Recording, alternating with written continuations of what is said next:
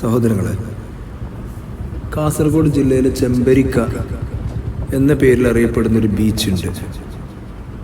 സത്യത്തിൽ ഈ ബീച്ച് അത്ര ഒരുപാട് ടൂറിസ്റ്റുകളും ഇവരെല്ലാം വന്ന് എൻജോയ് ചെയ്യുന്ന സ്ഥലം തന്നെയാണ്. പക്ഷേ നാട്ടിൽ അധികം നാട്ടുകാർ തന്നെയാണ് അവിടെ വരാറുള്ളത്. പുറത്തുനിന്നുള്ള ഒരുപാട് ദൂര സ്ഥലങ്ങളിൽ നിന്ന് ആളുകൾ വരുന്നത് വളരെ കുറവാണ്. എന്നിരുന്നാലും എനിക്ക് തോന്നിയൊരു കാര്യം, കേരളത്തിലെ ബീച്ചുകളിൽ അതിമനോഹരമായൊരു ബീച്ചാണ് ഈ ചെമ്പരിക്ക ബീച്ച്.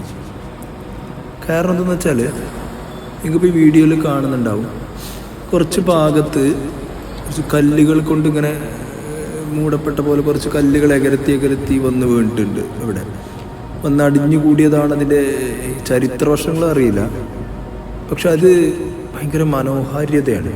അതിൻ്റെ മുകളിൽ കയറിയിട്ട് പോയിട്ട് അതിന് മുകളിൽ നിന്നിട്ട് ഈ കാണുന്ന കടലിനെ നേരെ സൂര്യനിങ്ങനെ അസ്തമിച്ചു കൊണ്ടിരിക്കുന്ന ആ സമയത്ത് അവിടെ വന്ന് നിന്ന് നോക്കുകയാണെന്നുണ്ടെങ്കിൽ ആ ഒരു തണുത്ത കാറ്റ് മുഖത്തേക്ക് അടിക്കും. ആ കാറ്റിൻ്റെ കൂടെ നമുക്കിങ്ങനെ ശ്രദ്ധിച്ച് സൂര്യനിലേക്ക് നോക്കിയാൽ അത് ഇങ്ങനെ താണു പോകുന്നത് കാണാൻ പറ്റും. അസ്തമയ ശോഭ ഇങ്ങനെ അറിയും നമ്മൾ. അതിന് ഇരുട്ട് മൂടുന്നത് കാണാം. അത് വളരെ മനോഹരമായി കാണാൻ പറ്റിയൊരു ബീച്ചാണ് ശരിക്കും ചെമ്പരിക്ക ബീച്ച്. ഈ ചെമ്പരിക്ക ബീച്ചിലേക്ക് പോകുന്ന ഒരു ചെറിയ യാത്രയുടെ ഒരംശമാണ് ഈ വീഡിയോയിൽ നമ്മളിന്ന് കാണിക്കുന്നത്. ഇത് കാസർഗോഡ് ജില്ലയിലുള്ള ഒരുവിധം എല്ലാവർക്കും അറിയുന്ന ഒരു ഫേമസ് ആയിട്ടുള്ള സ്ഥലമാണ്. എനിക്ക് തോന്നുന്നു പുറമേയുള്ള ആളുകൾക്ക് അത്ര അറിയില്ല. കാസർഗോഡ് എക്സ്പ്ലോർ ചെയ്യാൻ ആഗ്രഹിക്കുന്നവർക്ക് ഈ ഒരു സ്പോട്ട് വന്ന് കാണുക എന്നുള്ളത് എന്നെ സംബന്ധിച്ച് വളരെ മസ്റ്റാണ്. നിർബന്ധമായും കണ്ടിരിക്കേണ്ട ഒരു സ്പോട്ടാണ്. അധിക സമയമൊന്നും സ്പെൻഡ് ചെയ്യാനില്ല. ഒരു ഈവനിങ്ങിൽ സൂര്യാസ്തമയം ലക്ഷ്യം വെച്ച് ഇങ്ങോട്ട് വന്ന് ആ പാറക്കല്ലുകൾക്കിടയിലൂടെ കയറി ആ അസ്തമയ ശോഭ കണ്ട് ചില സമയത്തെല്ലാം അവിടെ നിന്ന് ചില തിരമാലകൾ അടിച്ച് കല്ലിന് മുകളിലേക്ക് വരാറുണ്ട്. ഒരിക്കൽ ഒരു കുട്ടികൾ ഫോട്ടോ എടുക്കുന്ന സമയത്ത് ഒരുപാട് ഭയങ്കര എകരത്തിൽ തിരമാല കടന്നു വന്നിട്ട് അവരെ ശരീരത്തിലൂടെ വീഴുന്ന കണ്ടിട്ടുണ്ടായിരുന്നു. ഇതൊരു രസമാണ്, എങ്കിൽ കൂടി ശ്രദ്ധിക്കേണ്ടതുണ്ട്.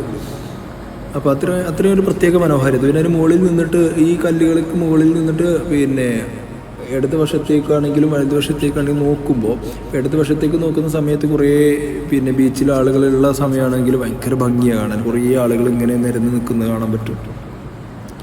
താഴ്ഭാഗത്തേക്ക് ഒരു കാഴ്ചയുണ്ട്. ഒരു എകരത്ത് ഉയരങ്ങളിൽ മലൻ്റെ മുകളിൽ നിന്നിട്ട് കടൽ ആസ്വദിക്കുന്ന പോലെയുള്ള ഒരു അപൂർവമായിട്ടുള്ള ഒരു സ്ഥലമാണ് സത്യത്തിൽ ചെമ്പരിക്ക ബീച്ചിൻ്റെ ഒരു ഭാഗം.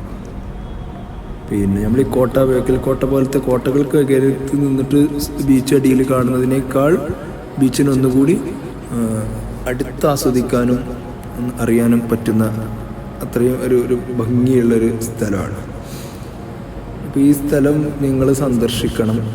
ഇതിലൂടെ നമ്മുടെ ഈ ചാനലിൽ ചർച്ച ചെയ്യുന്ന ഏതൊരു കാര്യത്തിലും നമ്മൾ അതിലൂടെ ദൈവത്തെ കണ്ടെത്തുക എന്നുള്ളൊരു ലക്ഷ്യമുണ്ട്.